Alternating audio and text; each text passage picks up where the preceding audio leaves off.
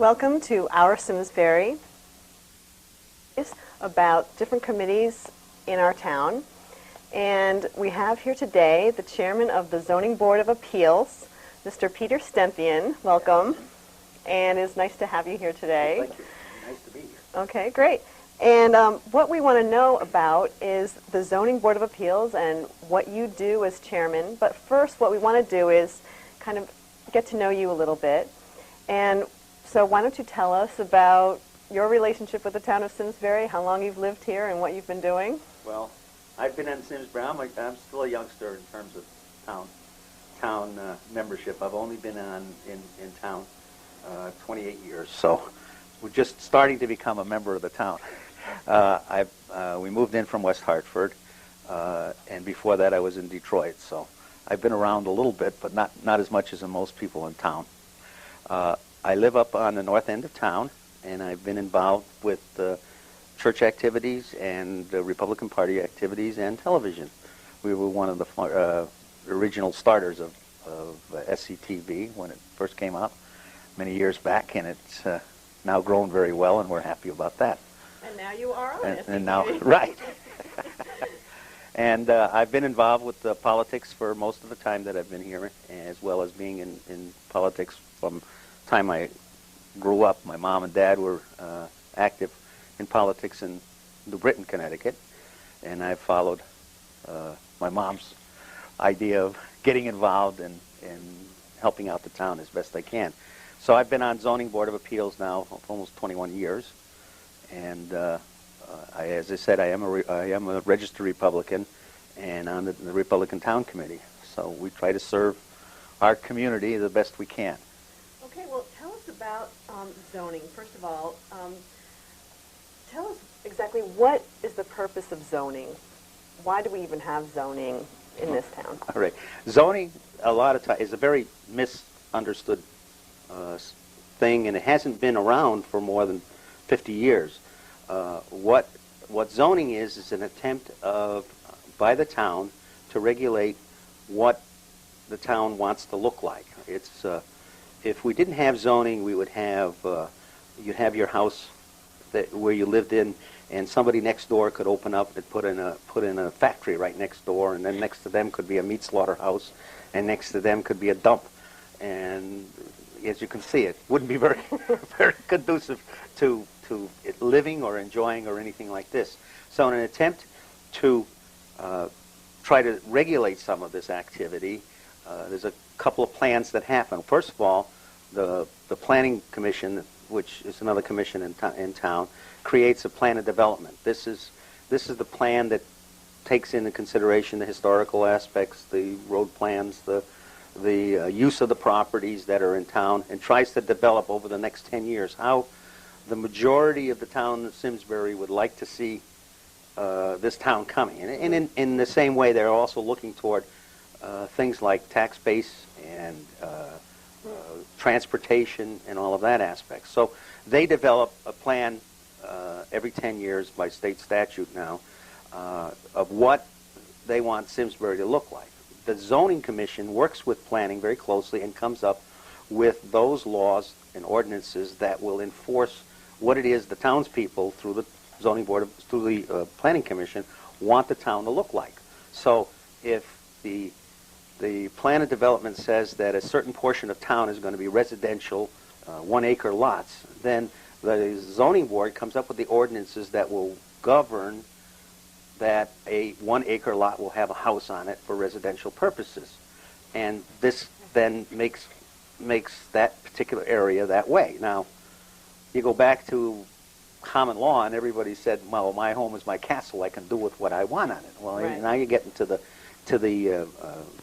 disagreements or the arguments between the individual use of your property versus the common need of the town to regulate and make the town a happier place to look at. Mm-hmm. So this is where the Zoning Board of Appeals comes in, because we have the capability of saying, okay, zoning, you decided that this, say, 500-acre plot is going to have all 1-acre houses on it, and they're all going to be a certain type on it. And you have to fit within a boundary so that you can have enough green space, so the fire department can get behind you and put out fires if they need it, and what have you. Well, 100 or 500 acres of land is not a flat, square piece of equality. It's each of those acres of lots are slightly different, unique to that particular piece of land.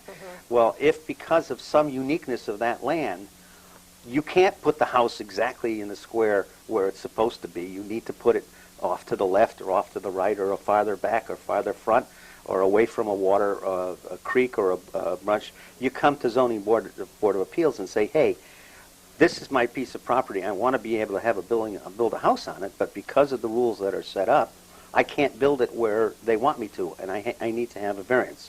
So that's what you come to Zoning Board of Appeals for, is a variance. It's a thing called to variance the ordinance.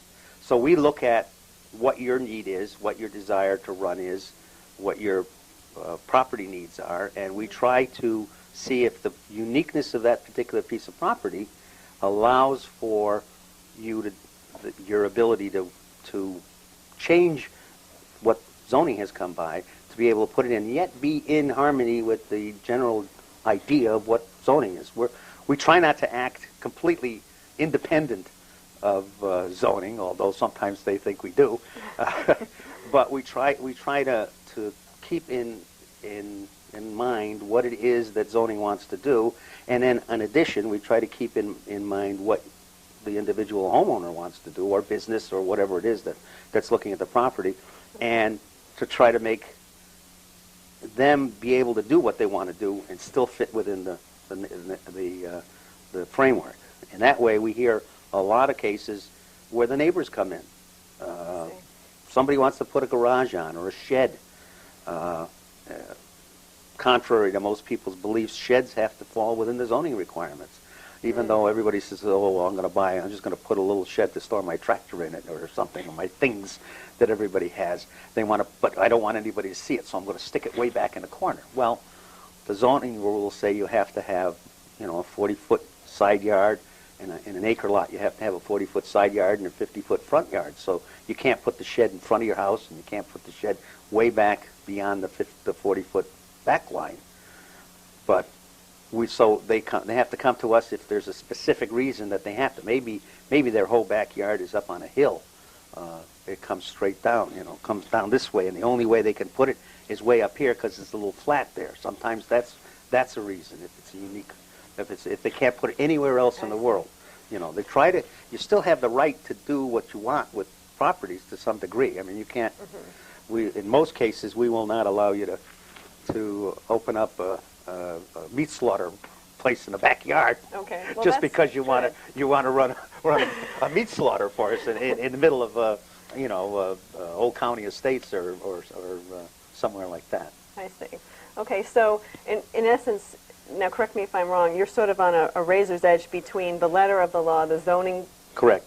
The zoning rules, the zoning board, and then the people who want to do something different on their land. Exactly. And so you have to see what's reasonable, and you make a decision based on an individual... Individual uniqueness of that particular piece of property. And this way woning can act and carve out a 500-acre plot of land and say that that's going to be R40, which would be a R40 is refers to it. It's a 40,000 square foot piece of property, and it's residential, so that's R40. And a 40,000 square feet is what's known as a building acre. Okay. An acre is really 44,000 square feet, but like a 2x4 is not really a 2x4. Well, right. An acre is not really an acre in the building. Right. I think I have one of those. Right. Yeah, I think I have one of those. So the R40. So if it says it's all R40, then we if the very nature of carving out that 500 acre plot and saying they're all R40 is discriminatory, because an owner of a house may want to put a meat packing place in the middle of that, and you're preventing him from doing it. So the Zoning Board of Appeals is sort of a safety outlet. It allows you to do a little bit more of your with your property. Again, we're beholden to the town because we're all elected officials from the town, And how many are on the board? There are 6 full-time members elected 2 every 2 years, so for a 6-year period. So it gets staggered, and there are 3 alternate members who get elected every 2 years. So the alternates will fill in whenever a full-time zoning man or ZBA person. We refer to ourselves as ZBA. So ZBA, you're right. okay. It's a lot easier than saying Zoning Board of Appeals. Zoning Board of Appeals. Yeah, that is a little bit easier. So ZBA, but it requires the ordinance, the state order, and we're also it's a state ordinance that, or state statute that requires the Zoning Board of Appeals to be there. Okay. So we're required by state statute to be in place, and so that and in that state statute it says that in order to grant a variance, you have to have a affirmative vote of a 4-vote affirmative vote. Okay. Some zoning boards will have 5 members, some will have 6, some will have 7. No, it doesn't matter.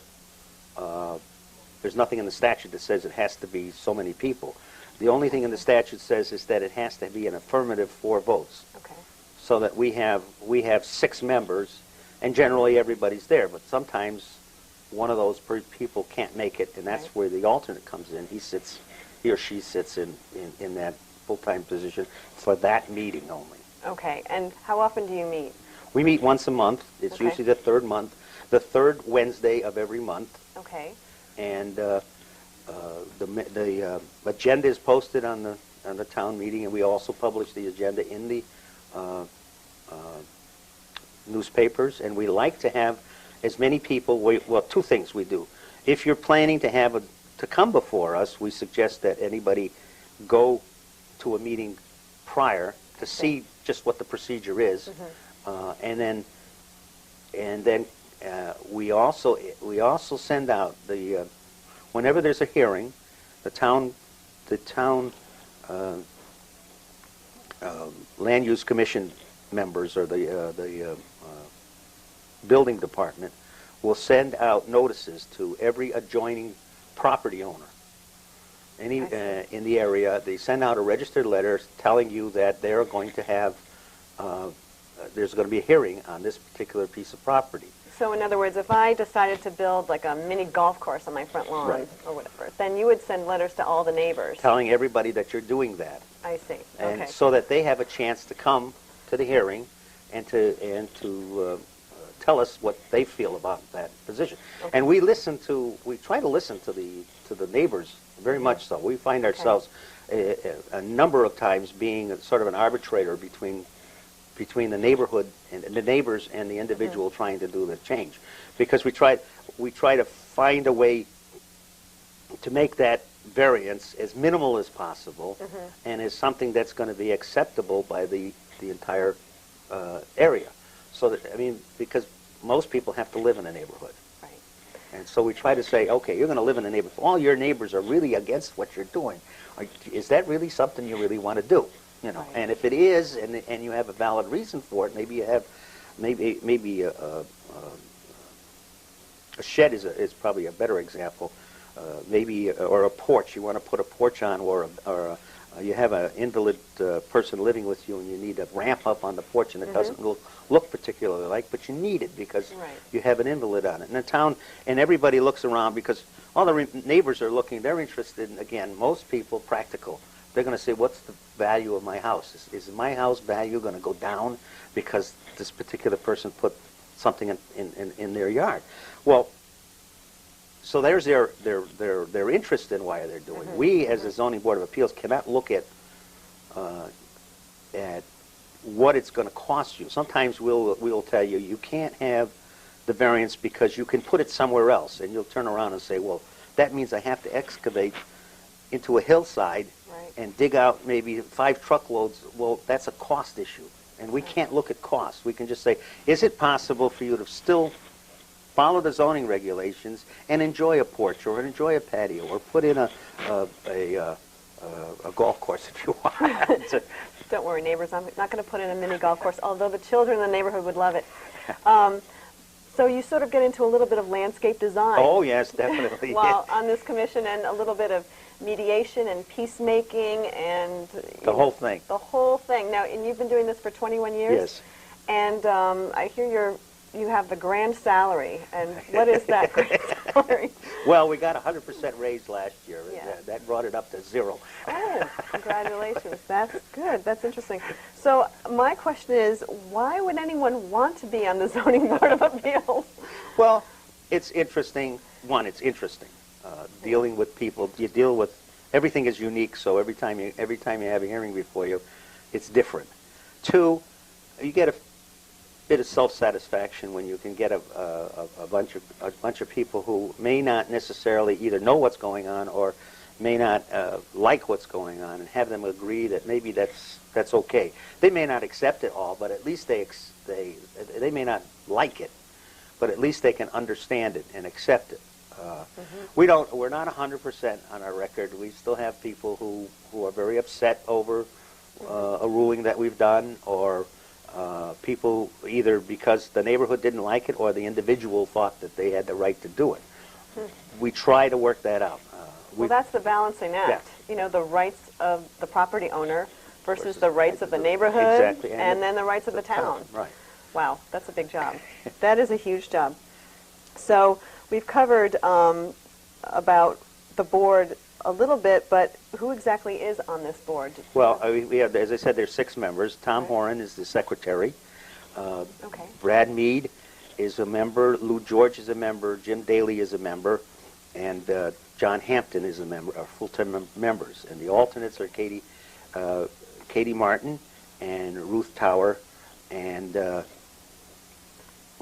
boy, I can't think of the other alternate. That's okay. Are all it's Richard Durr. I'm sorry. Okay. Richard, I'm sorry.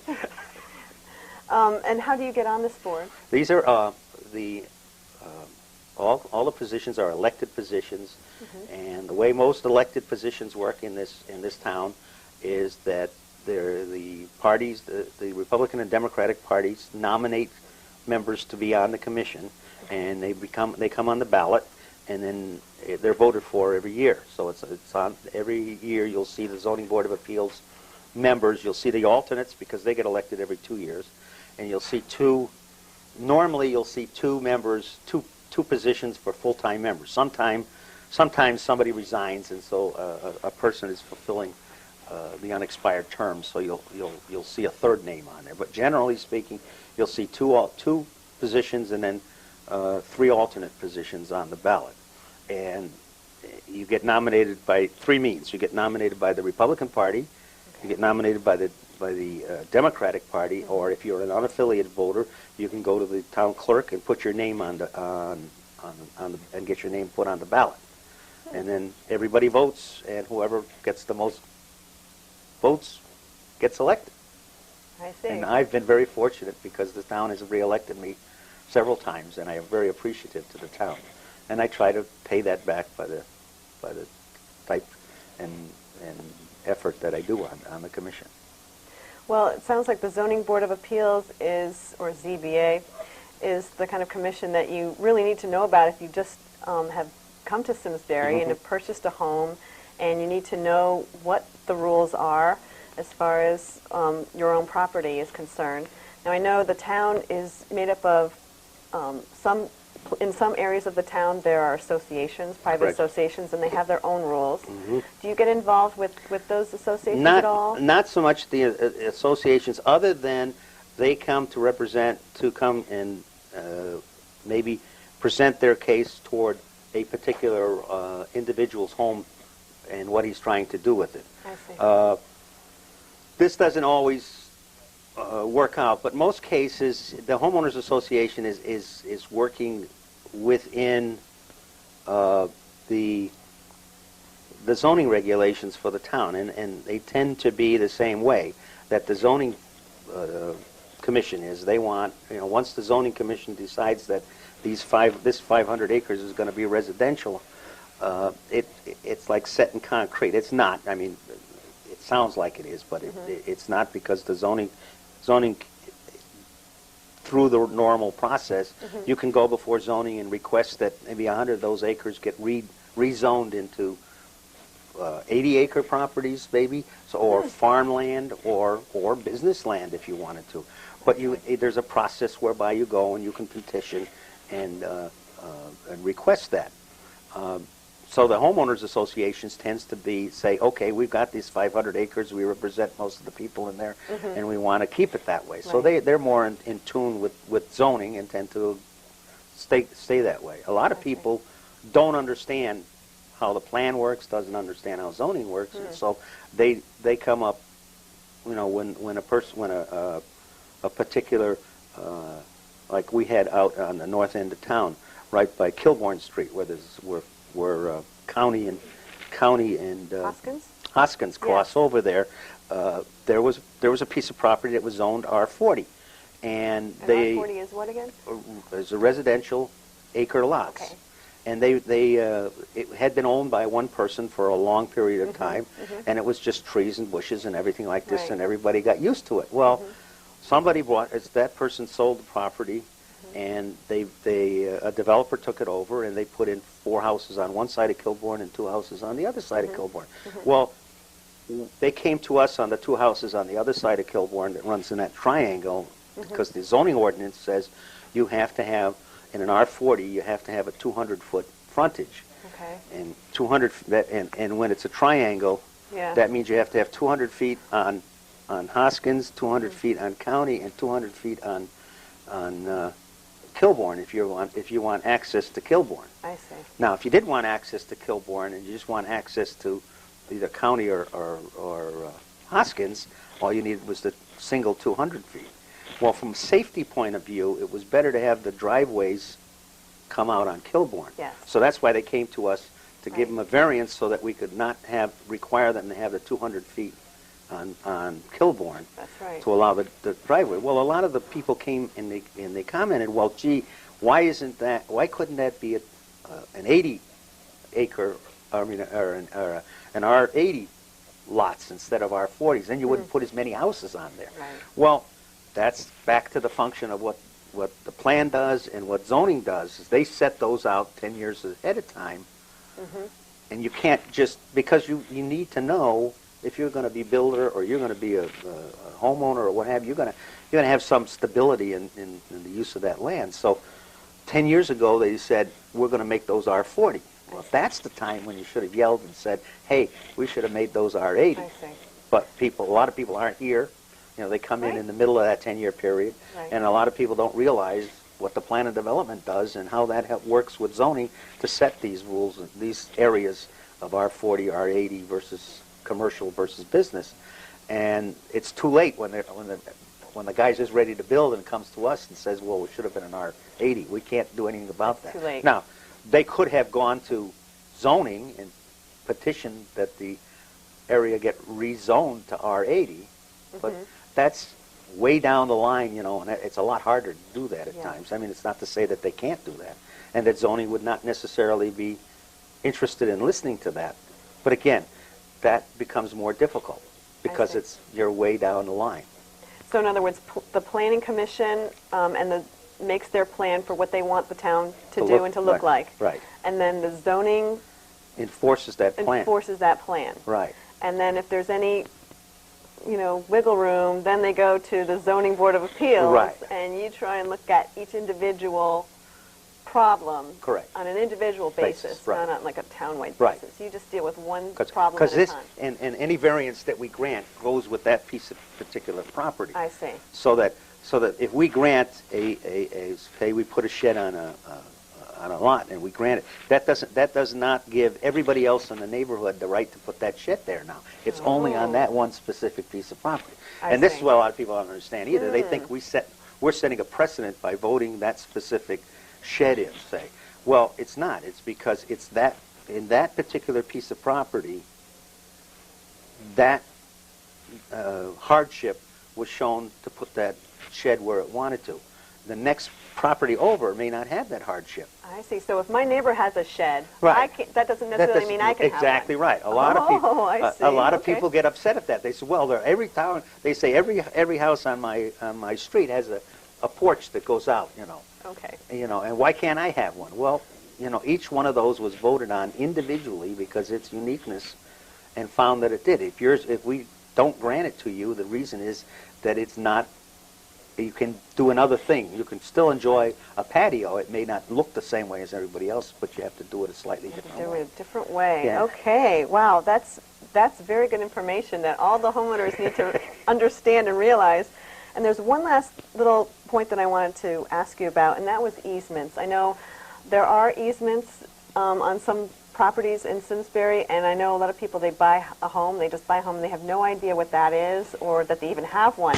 First of all, how would they find out that they had an easement, and what does that mean? Well, the easement is a property right, so it should be in on the deed. When the deed is, when you grant the deed, there should be a copy.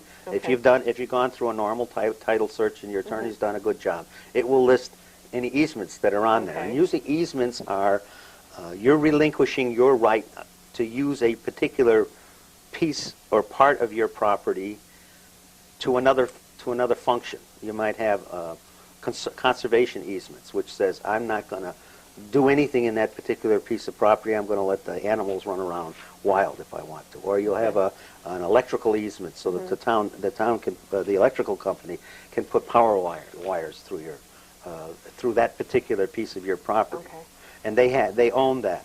That's a privately contracted agreement between the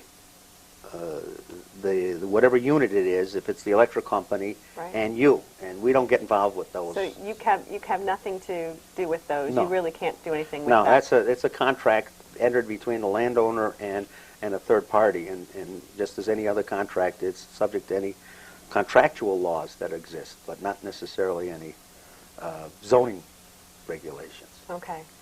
All right. So can you give us one of your more interesting stories to wrap things up here? Well, we've had, on one of the cases I worked, we had the particular individual didn't know he had to have a building permit.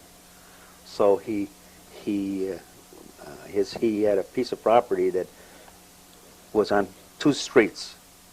And one street, in his lot, the front of his house, or the address on his house was on this particular street, but the front of his house was on the back of the house.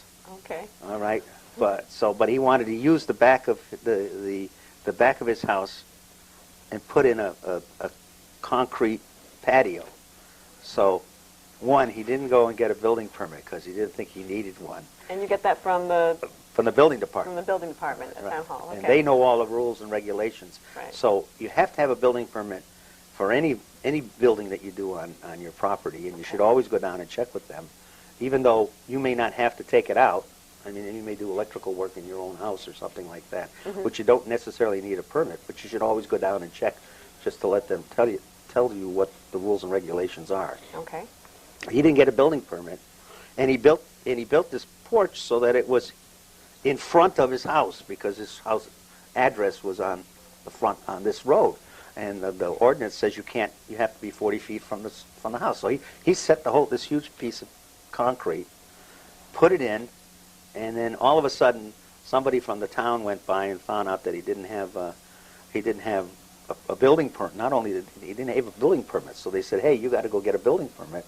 And the building inspector said, "I can't give you a permit because you need a variance for that." So they came to us for a variance. Well, it was already accomplished, and we said no, because it wasn't unique. He could have put that porch anywhere around. So now he has to take that porch and smash it all up again. Oh, no. It's a huge hunk of concrete that he has to break down, which cost him a lot of money, and then to try to find some other way where a place to put it. So you get all kinds of crazy things.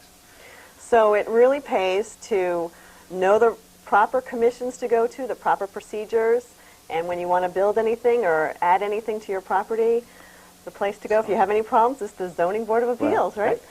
Okay, well, I want to thank you for coming today, and thank you for Our Simsbury, produced by Buzz Holmes. And I want to thank you. My name is Alison Tortland, your host, and I want to thank you for coming today and giving us all this great information. Well, glad to be here. Thank you very much. Thank you. Okay.